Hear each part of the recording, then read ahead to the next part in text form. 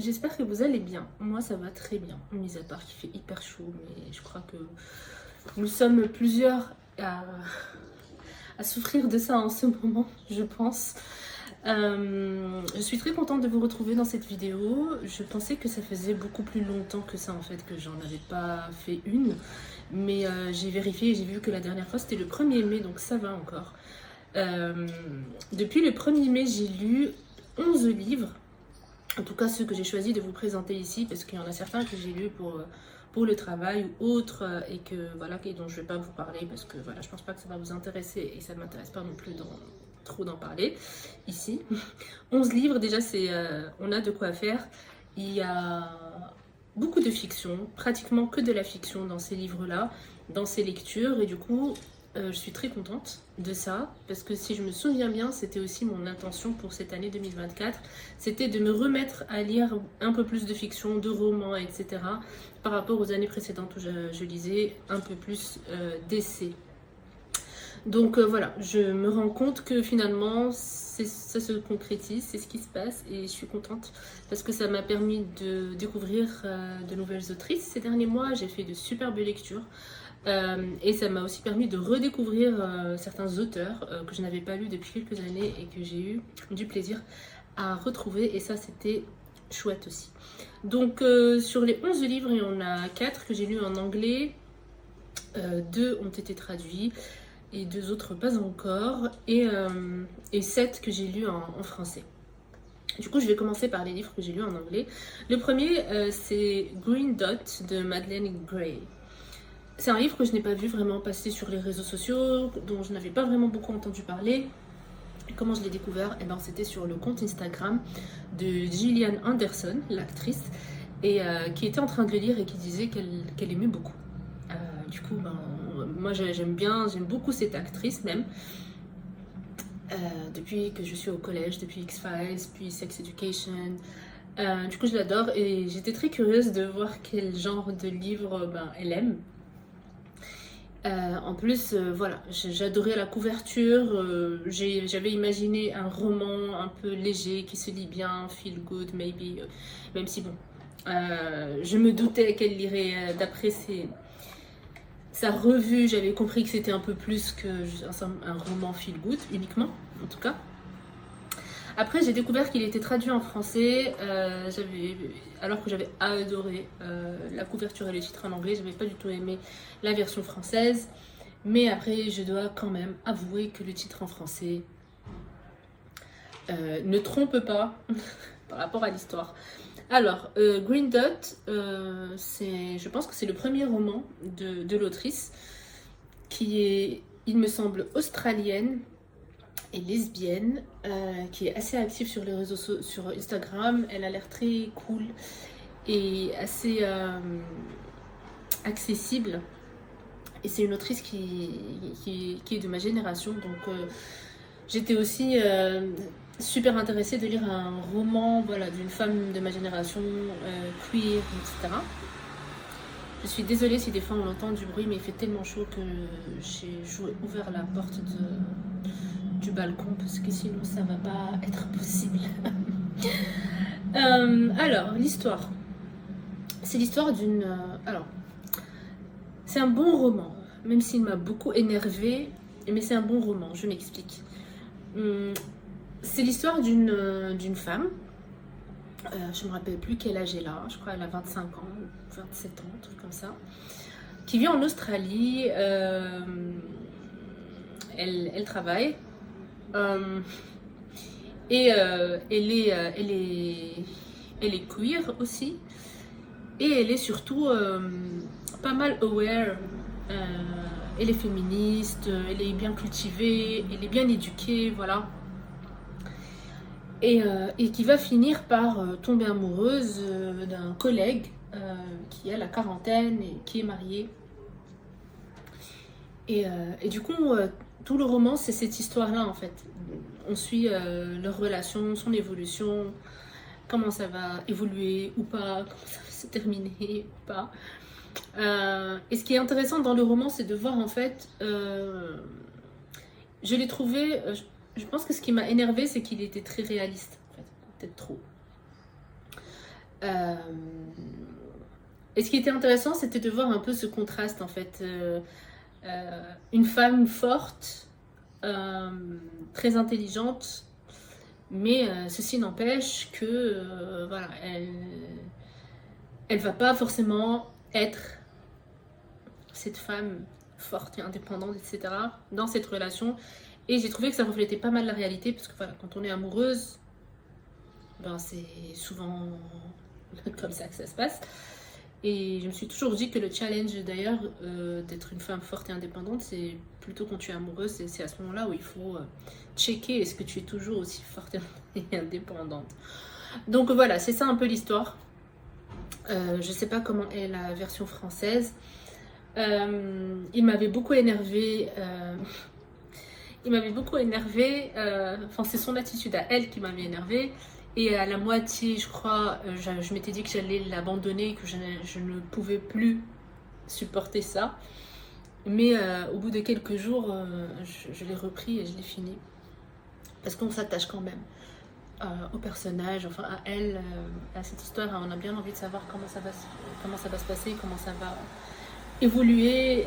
Parce qu'on se rend... Enfin, on s'attend quand même à ce qu'il y ait un switch ou qu'elle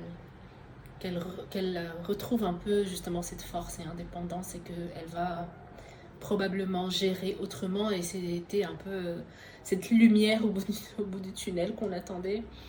Et je pense que c'est un livre qui sera lu vraiment de différentes façons par différentes personnes, parce que je pense que beaucoup de gens diraient que c'est un livre sur une relation toxique. Je crois d'ailleurs que j'avais lu ça. Et qu'il y a de la manipulation, etc. Moi, franchement, je sais pas. J'ai essayé de pas juger cette relation. Bon, elle, je l'ai jugée, c'est vrai, puisqu'elle m'énervait. Mais voilà, je lisais les faits et j'étais quand même curieuse de voir ce qui va se passer, ce qui va sortir de tout ça. Donc voilà, je me rappelle plus quelle note je lui ai donnée. Probablement un 3 sur 5, je crois. Sinon, c'était bien écrit, c'était pas mal, et c'est pas mal pour un premier roman. Et si l'autrice écrit autre chose, je le lirai. Voilà, je serais curieuse de le lire. Donc, elle m'a quand même intéressée, elle m'a quand même plu. Sinon, le deuxième livre, ça s'appelle... Celui-là, par contre, il n'a pas été traduit. Pas encore, peut-être. Ça s'appelle Greta and Vol'din de Rebecca K. Reilly. C'est une autrice de Nouvelle-Zélande, il me semble. Et du coup, voilà, j'étais aussi super contente de lire des romans comme ça d'autrices, voilà, Australie, Nouvelle-Zélande. J'ai pas l'habitude de lire, j'ai pas l'habitude de tomber aussi facilement sur ce genre de littérature. Et là, du coup, j'avais l'impression qu'il y avait des points communs. Je crois que c'était aussi son premier roman. Et il y a aussi beaucoup de diversité dans ce roman. J'ai adoré ce roman. J'arrête pas d'y penser à chaque fois. En fait, à chaque fois où je pense à mes meilleures lectures ou les livres qui m'ont marqué cette année, il y a celui-là qui revient en premier, celui qui vient en premier. J'avais adoré la couverture. J'en parle parce que c'est aussi cette couverture-là qui me vient, c'est l'image qui me vient à chaque fois où je pense à mes meilleures lectures de l'année. J'avais adoré la couverture, j'ai adoré le style de l'autrice. Elle est très très très drôle. Et j'ai adoré cette lecture, j'ai adoré cette histoire, j'ai adoré suivre cette famille. C'est un livre que je pourrais limite relire, je pense. Je n'avais jamais lu un roman comme ça. Et en fait, ce que j'ai aimé avec les deux romans, c'est que j'avais l'impression... J'arrêtais pas de voir des similitudes. Et ce que j'ai adoré avec les deux romans, c'est que j'avais l'impression de lire, et j'étais contente de lire en fait des premiers romans d'autrices de ma génération, parce que elle aussi c'est le cas. Et voilà, ma génération qui vivent dans des pays loin du mien. Et du coup, j'étais hyper intéressée de découvrir aussi en fait leur perception de notre vie aujourd'hui, et j'ai pas été déçue du tout. Et c'est ce que j'ai aimé en fait beaucoup dans les deux romans. Et dans celui-là, Greta and Vol'din, en fait c'est un frère et une sœur. Je pense qu'ils ont aussi 25 ans, quelque chose comme ça, je me rappelle plus exactement. Et Lui, ce livre-là, en revanche, je l'imagine trop en série, en fait, même pas en film, mais en série. C'est un frère et une sœur qui ils vivent ensemble. C'est un peu genre colocataires. Et ils sont issus d'une famille, mais hors du commun. Voilà.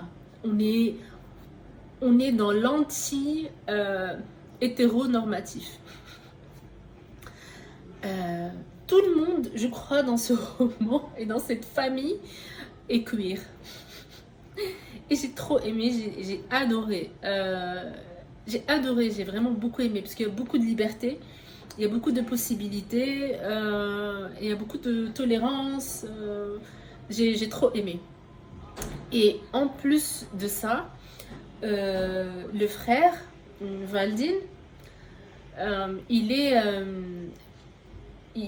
un peu dans le spectre autistique.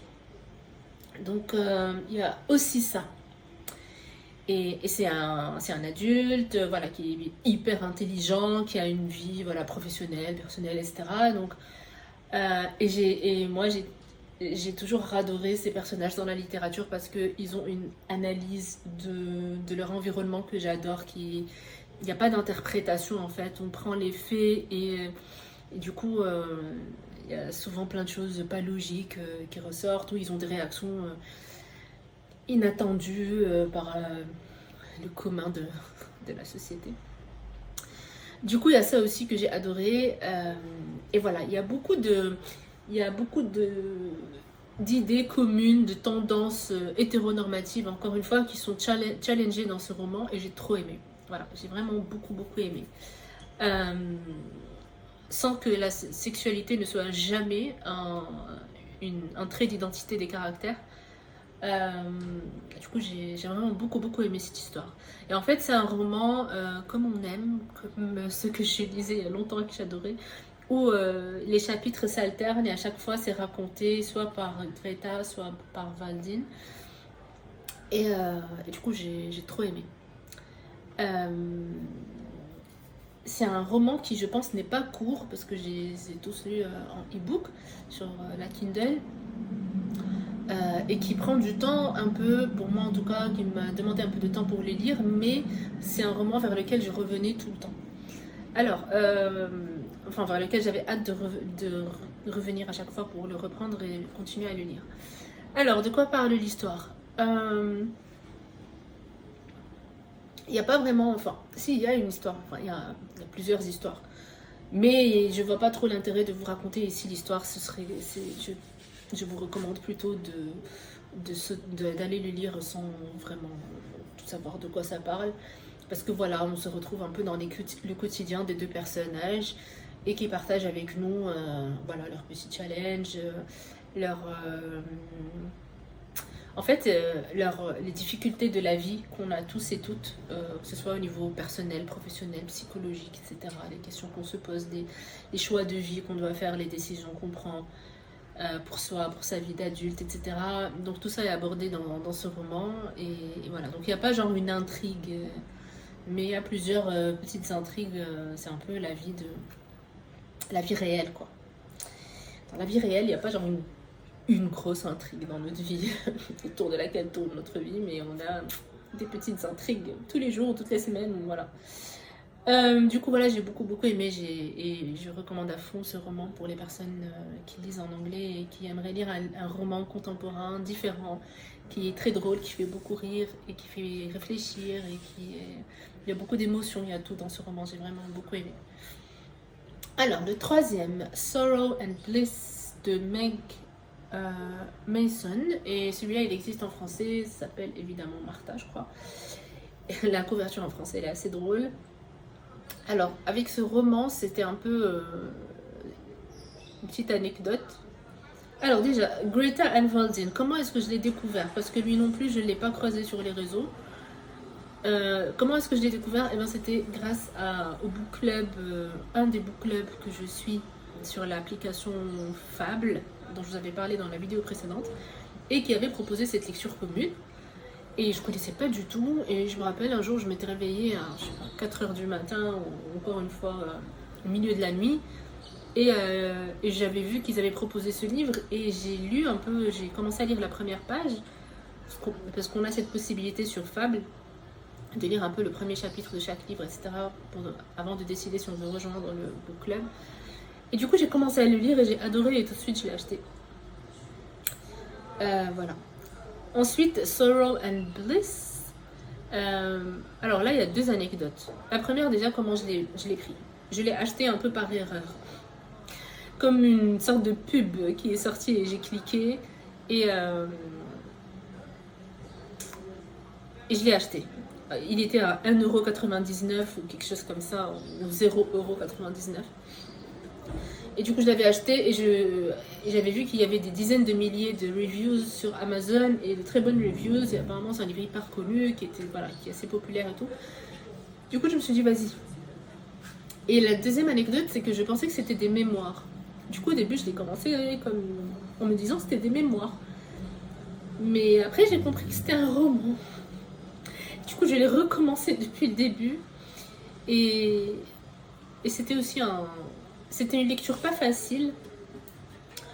Mais je pense qu'avec le recul, je commence à le voir un peu comme un chef-d'œuvre. Et je comprends aussi parce qu'il y avait beaucoup de reviews qui disaient ça, d'acclamations de personnes qui disaient que c'est un chef-d'œuvre. Et au début, quand je l'avais commencé, je me suis dit, mais les gens, ils exagèrent quand même un peu.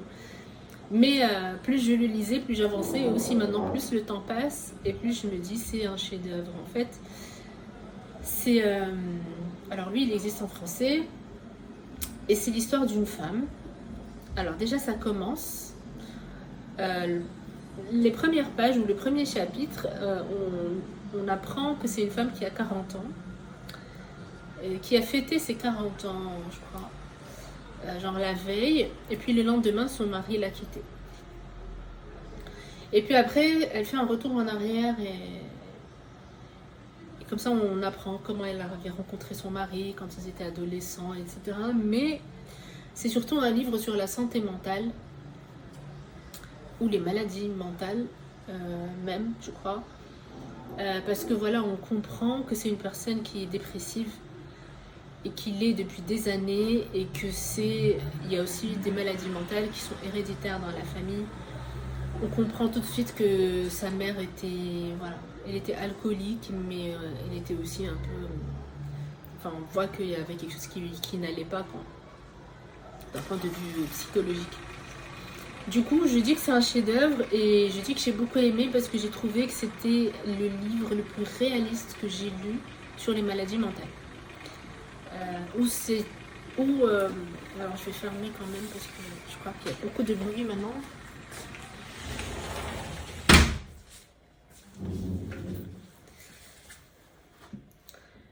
Je disais que c'est le premier livre que je lis qui parle aussi bien et d'une façon aussi vraie et réelle des maladies mentales, surtout que c'est raconté et narré par la personne elle-même. C'est pas quelqu'un qui décrit cette personne, mais on est dans sa tête et c'est ça qui est super intéressant. On est dans sa tête et on voit, ce qu'elle imagine, ce qu'elle pense, ses peurs. Et je l'ai trouvé très très très très très très bien écrit et super instructif sur ça. Et c'est la première fois que je lis un roman vraiment de la sorte. Parce que j'ai l'impression que la dépression, tout ça,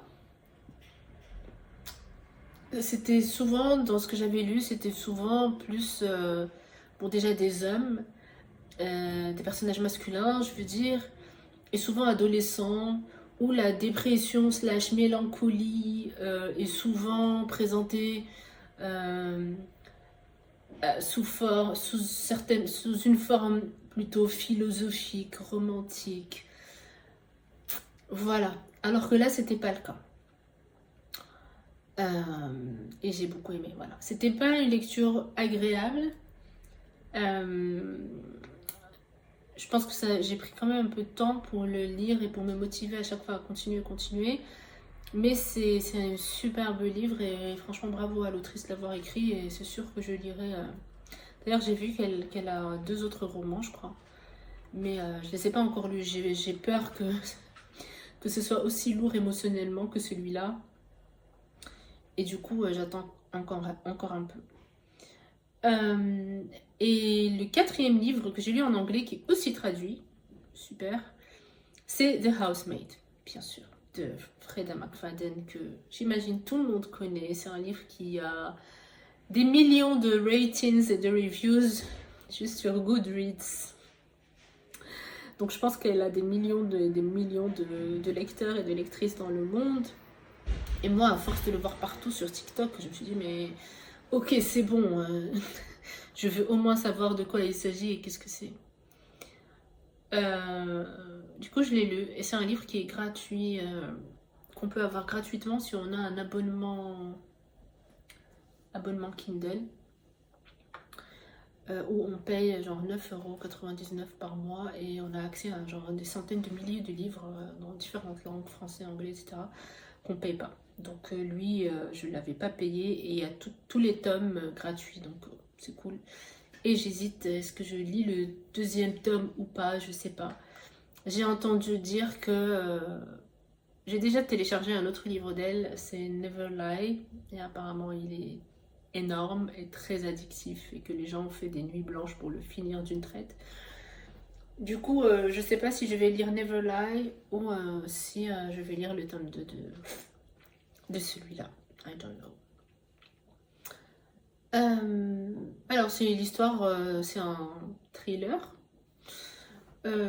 C'est une histoire d'une femme de ménage qui va aller travailler chez des gens et qui va voilà, assister à certaines choses. C'est tout ce que je peux dire. Je ne vais pas vous en dire plus parce que moi-même je ne savais pas. Je savais juste que voilà, je savais juste ça. Il vaut mieux savoir que ça parce que de toute façon dès que vous le commencez vous ne pourrez plus le déposer et puis voilà. Comme ça je vous gâche pas le plaisir de toutes les découvertes que vous allez faire à chaque chapitre. Donc voilà, c'est les livres que j'ai lus en anglais et je vais m'arrêter là parce que je veux pas que la vidéo dure 50 minutes, aussi pour que je puisse l'uploader rapidement. Donc là, je vous ai parlé des livres en anglais que j'ai lus, j'en ferai une autre pour vous parler des livres que j'ai lus en français. D'ici là, je vous souhaite un bon week-end, très bonne semaine, prenez soin de vous, je vous souhaite de très bonnes lectures et encore une fois, n'hésitez pas à partager avec moi les livres que vous avez lus dernièrement et que vous pouvez me recommander. Comme ça, je vais checker et soit je les prends si je peux les emprunter, soit je les mets sur ma wishlist. Là, j'ai très envie de découvrir voilà, de nouveaux auteurs et autrices et lire de bons romans ou même des recueils de nouvelles. Ça m'intéresse. Voilà, je vous dis à bientôt. Bisous.